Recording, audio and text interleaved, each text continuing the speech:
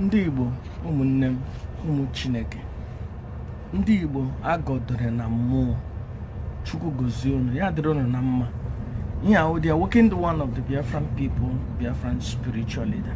Ana m achọ ịkwalite mmụọ unu ka unu laghachite azụ to Chukwu okike mmụọ nọ n'ala Igbo. Mgbe ndị Kristian gara zụrụ na Chukwu wụ their own God also.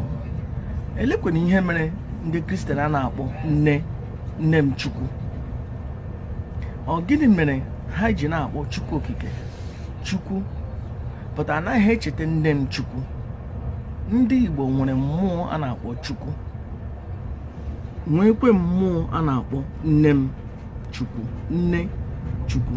Ọ gịnị mere ndị Kristian a na-akpọ nne m Chukwu instead ha na-akpọ Mary?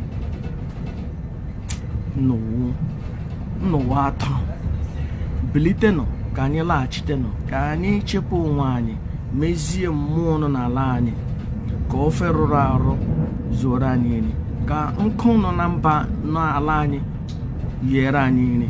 King James si na Jizọs na-akpọ ntụnye onye dere Bible. New Old Testament akọpụtara ya from Egyptian Book of the Dead. Jesus never existed. Laghachitenụ.